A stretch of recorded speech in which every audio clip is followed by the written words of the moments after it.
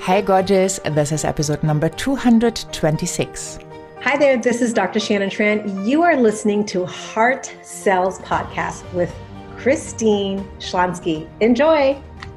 Well, I am so super pumped to have Shannon back on the show today with the topic of permission to say no. And this is such an important topic. I hope you enjoy it. I hope you got a lot of value out of her last interview where we talked about internal creation with balance and harmony. And where we really went deep why this is important and what can help you to prevent some kind of a burnout.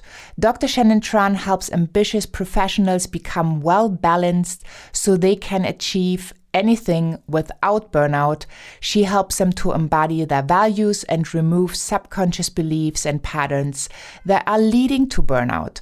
So you're in the right place because today it's all about, setting boundaries, the permission to say no, and how you will achieve more by being able to use that simple word no, which by the way is a full sentence. Have fun with this episode, and I'm excited that you are here. Thank you so much for tuning in. Well, I'm so super excited to have you back on the show, Shannon. Welcome. Thank you. It's great to be back. Yeah, I just loved our first conversation, and there were so many golden nuggets of how to become more confident when it comes to money, when it comes to business, how to grow and not stop growing and really have your life PhD. So I love that. And I love all the success that you created for yourself in the last years, realizing that you just need to get really, really clear on what your desires are and then just going for them.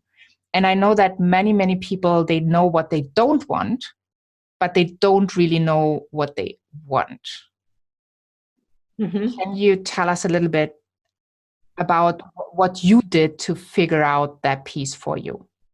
Yeah. So a couple things, with all success, I think what people don't see behind the scenes is there's failures, right? Yes. And you have to get through your failures to get to the next level of success. So one failure was lack of clarity. Like I didn't know what I wanted.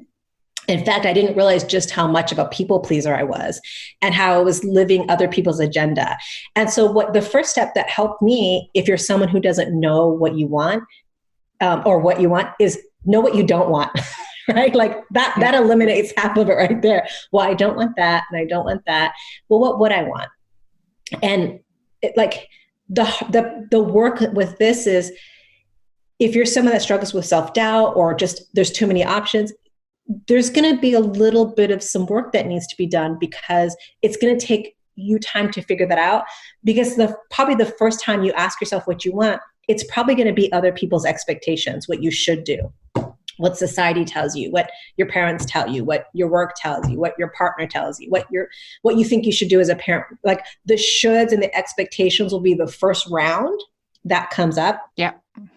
And so then it's going through some really powerful questions to drill down into the core. And it could be just starting with simple things like, okay, well, what are my top 5 values, or what's most important to me? Or if I could only, live 24 hours, I had one day left, how would I spend it? Well, that's a quick way to give you clarity, because what that means, anything you wouldn't be doing is probably BS. Right? And then even in your relationship, like you could start there. Because when I started to really look at my relationships and get honest with myself and say, okay, look at the people I spend time with. Does this person bring out the best in me or the worst in me? Is this person adding value to my life? Am I adding value to my life? Is that what was my experience with this person? Because we become like the 5 people we spend the most time with.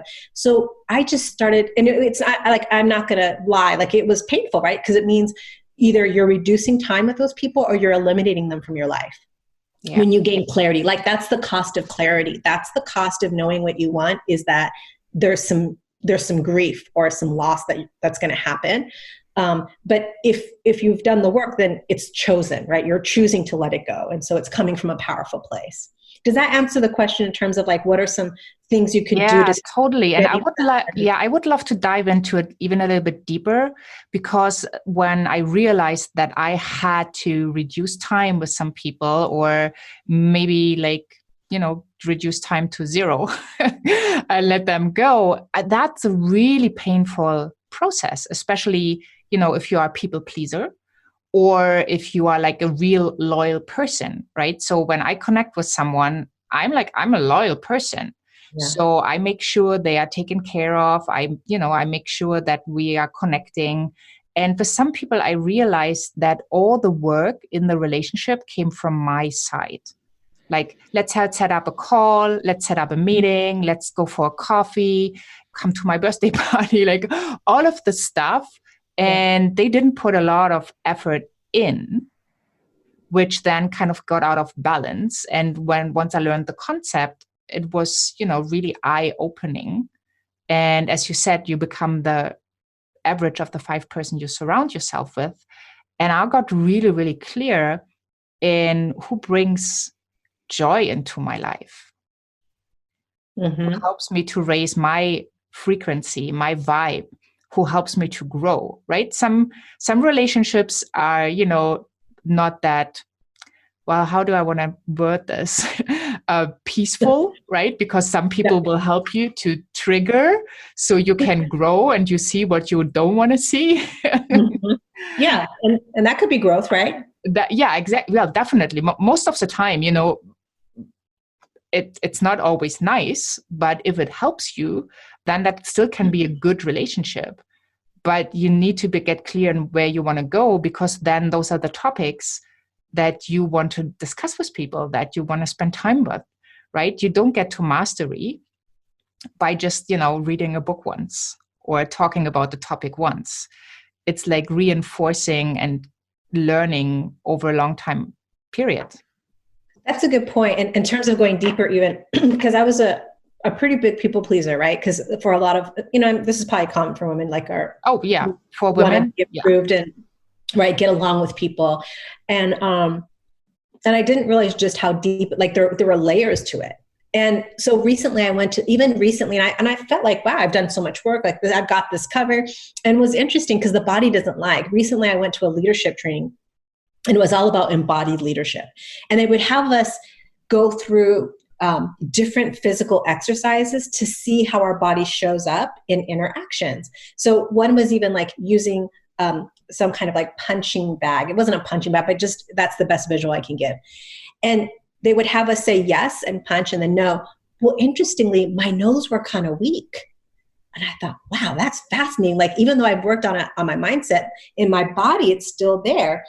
And so I was realizing how even then I needed to be working on my no. Like, what am I saying yes to and what am I saying no to?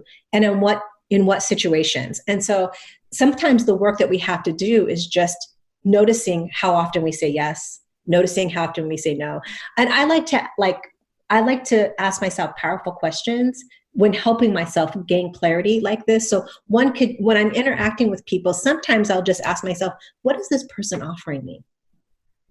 And then I just kind of let wisdom answer, right? And sometimes it's just, oh, they're offering me a solution, or that, wow, they're genuine. Or sometimes I'll get the answer like, no, they're offering me a guilt trip. I'm not gonna no, they're offering me like they're trying to control me. But that's part of getting the clarity and making the decision of, do I really want this person in my life?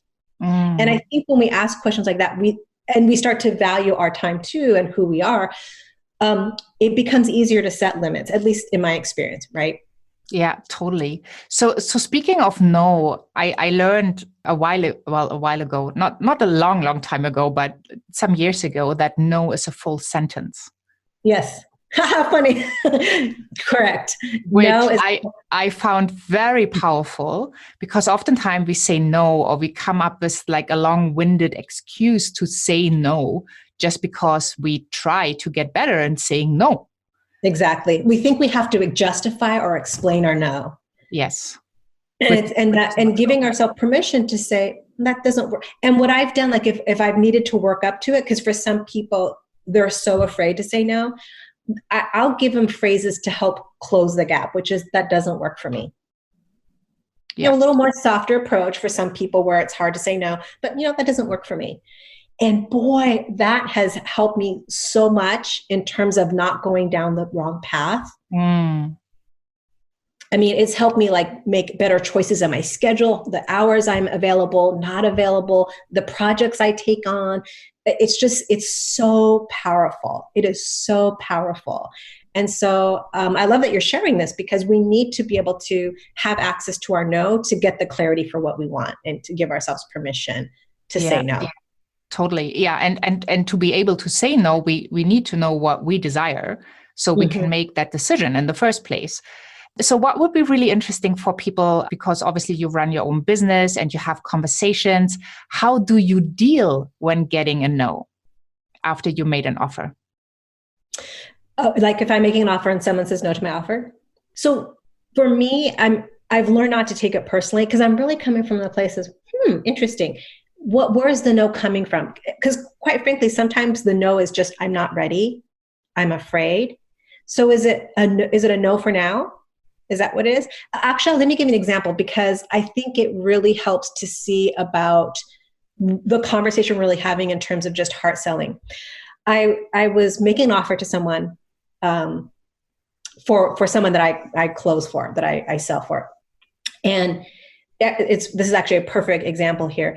And she was about to say yes to my offer, which yay, right? Like I made a sell, yay for me.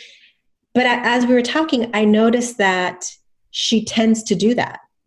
She tends to always say yes because she's afraid to say no. So I asked her, I said, can I ask you something before I get your credit card here?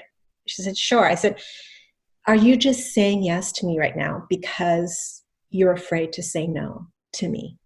And she said, yes. I said, I'm not going to sell you. I'm removing this offer from the table because I think right now the best gift I can give you is permission to say no to me. You don't have to say yes, because that was her default. That was so empowering for her. And honestly, it was worth more than whatever money she was going to give me. Because being able to give someone and empower them to say no in that moment, she needed that. She needed that more than, that was the transformation for her, right? So money, that hour well spent for both of us. And it felt so good for me to give that to her. And so in those moments, like if I get a no, does it hurt sometimes? Sure, because no one likes to be told no, right? Like sometimes it can feel like, oh man, it can eat away a little bit at your self-confidence. I'm not going to lie, like it can.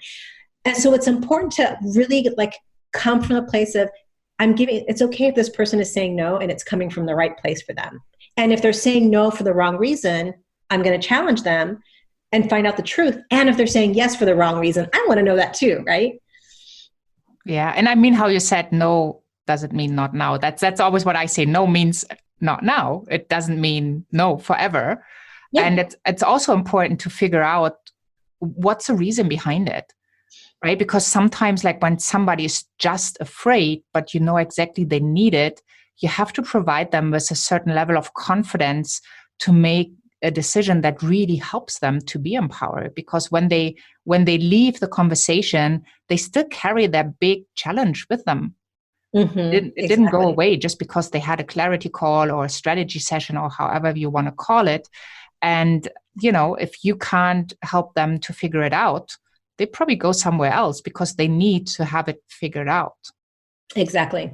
Yeah. Awesome. So what do you do then for harmony and balance in your life today?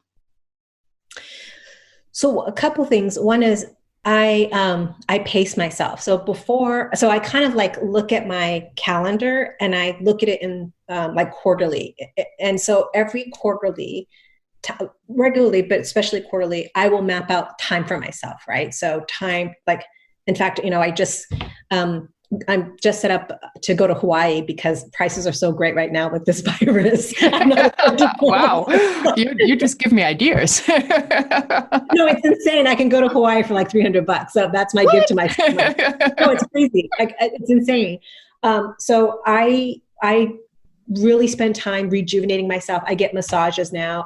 And that's the thing I think we talked about in our last episode about when you value yourself, you treat yourself differently, right? So things that I wouldn't allow myself, I'm much better receiver. I receive rest.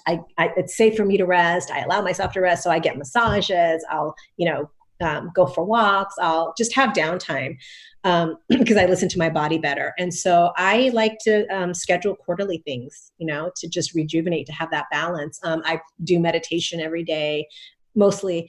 And I just have certain practices that I engage in, play with my cats. They're just very relaxing to me. Yes. So it's what I found is as you gain clarity and you know what you like to do, I give myself permission to do those things and just take care of myself, and I don't overwork myself. Yeah, I love that. I think it's so important when you value yourself, then you give others the permission to value you. Yes. Right. And I think that's a very important piece, especially in businesses. I heard so many stories where people just run themselves into the ground. And I always say, well, if your cup isn't full, like, how can you give? And how can you give quality, right? Like, yeah. Totally. I know, like when I've been exhausted, I'm just not present. Like I'm just sort of there, but there's nothing there. Yeah. And can you share with us maybe a book that has made a big impact in your life? I know you've read tons of books, but what comes to mind that you can share that really has influenced your life in a big way? I have so many books and I love so many books. It's tough. For whatever reason, like it depends on, so first I'll preface it by saying it depends on what you want to work on, like where you're at and what you need to work on. If you're someone who needs to work on your habits and the way you think and just your practical habits, the book Habits by Duhigg, love it.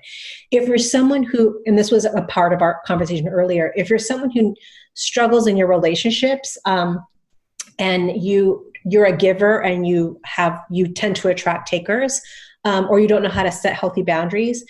Is it Adam Grant, I think is his name? He wrote the book Give and Take, and I love that book. It was for like businesses, but in there it's really about on a personal level. And he groups people into 3 types, right? Givers, takers, and matchers. And what happens is if you're a giver and you don't have good boundaries, you're often going to attract takers. And that's when you get into these depleted relationships, right? That you're doing all the work and they're doing all the taking. And he empowers people. It's like, what's the language of a healthy giver? So he actually looked at success rates and found that people who are the most successful are givers, but those people that are the least successful are also givers. And so the difference was, having healthy boundaries, knowing your priorities, and then how do you deal with takers and matchers. So that would be a book I would totally recommend because it can help you on so many different levels: mindset, healthy relationships, success. So I would start with that. Love it. Thank you. And can you share your favorite mantra or inspirational quote? And I'm sure you have many too, but just first thing that comes to mind. Yeah. So the one that I wrote in my 5-minute gratitude journal was, and it could change, but the one I'm playing with today is, I am profitable in all my relationships and endeavors. Mm. And right. And so what that means is like, I'm expecting good things from it. It's a win-win, right? Because I'm profitable. Profitable doesn't have to mean money. It means it's profitable in some way, either emotionally, I'm receiving something from it, I'm giving. So I like to play with that because it reminds me, it's like, no, I can find the win in any situation, right? And so I'm expecting positive expectancy. So that's the one I'm playing with lately. That's beautiful. And it's so true. When we talk about wealth creation, people think of money first, but that's not true. Right? Wealth comes from the inside. Exactly. It's like what can you experience in your life? What can you do? What can you give? Who can you be? Just scheduling in a trip to Hawaii because there's a great opportunity, taking care of that and not worrying about other stuff because you can just move it around your schedule, right? Exactly. That's true wealth is really, for me, true wealth is freedom to do what I want to do, when I want to do it, how I want to do it, with whom I want to do it, right? Exactly. And that does require a certain level of financial freedom to be able to say yes to things you have to pay for. Mm-hmm. But that's the idea of true wealth, right? It doesn't need to be the billionaire or the multimillionaire. Just what do you need to be able to pay for all these opportunities coming your way that you want to say yes to? And it's usually comes to who do you need to be, right, to be there. Because usually, like, I've seen people have a lot of money and then they're emotionally poor. And so it's all about, because money is just buying an experience or a feeling. So I can get up right now, whatever feeling I want to have, I can create it internally. And then, okay, how can I bring value to someone? And either it can come back to me in the form of, hey, I'll get an email from the airlines, cheap tickets, great, I can afford that, right? Or I can make a sell, or I can like create other opportunities for that experience to come in. And sometimes I think we could just only focus on the money, but the opportunities can come in many forms, right? New friendships, new partnerships. So I really like to think wealth in the bigger game, and at the same time, having a wealthy mindset to see opportunities, right? So it was funny, speaking of that, right? Like, so right now I'm in the buying mode because everyone's else is panicking and I'm buying a bunch of stocks. So my son, right, we talk about his financial confidence last time. He's like, Mom, the Disney stocks are down 50%. I'm like, great, let's just go buy like 20 right now, right? So like, while people panic, that's when people who are very grounded in their wealth consciousness start to like look for great deals. Yeah. So. Yeah. Wow, that's so powerful, and it's so true. I don't know who said that, but it's like there's this thing that I don't really like, but it really reflects what you just said. Like when there's blood in the streets, that's the best time to invest. Like everybody is panic, everybody thinks the worst, like the positivity goes away, and then you get stuff for like cheaper than the true value is. And it's all about mindset, right? Like I'm not being negligent. Like, yeah, I'm going to stock up on what I need to, not in a panic way, because I'm not a fear-based living person, but I'll be responsible because I need to feed my kids and make sure they have what they need. And my mindset is going on, geez, since I'm not busy panicking, I might as well just look at this opportunity. Like, wow, I can go to Hawaii, I can buy stuff. And it's all about where do you want to put your focus and your energy. Yes. And that's true of any situation. Right now, it's because of what's going on right now in the world with the virus. But in any situation, it's always about where you're going to put your focus. I can put it towards panic, or I can put it towards, I'm a solution, not the problem. Yeah, I love that point of view. And what I also love is that the wonderful gift you brought us, the success rituals. Share with us again what's in there. I know you shared it on the last episode as well, but I just want to make sure people have the opportunity to understand the amazing value they are getting, to really set them up for success, for a strong mindset, especially when times are a bit uncertain and there's a lot of probably politics around that as well that we are not able to see through as, regular people. Mm-hmm. So success rituals, what do we get when we come and sign up for it? Yeah. So think of it like your success kit, right? So like, anytime your mindset is off, I would come here. So in there, it's helping with your money mindset. It's giving you a daily ritual that you can practice to get you grounded in the mindset of abundance and seeing clearly. There's a visualization exercise to help you visualize the outcome you want, so your mind is working for you, not against you. And so some great grounding exercises in there. So it's really like a success kit, if you will. I love it. Well, thank you so much. I'm so super excited about that opportunity for the audience. And thank you so much for, again, another wonderful episode. I just love talking to you. We probably could go on and on, but time is up. So we got to put a stop right here. But I want to make sure that if you listen to this episode, I hope you took notes, and I hope you have some action points so that you can get a stronger mindset and shift your money mindset to a place where you can be this awesome receiver, this awesome giver, where it's balance and harmony, so you can invite not just money, but all great things you want into your life.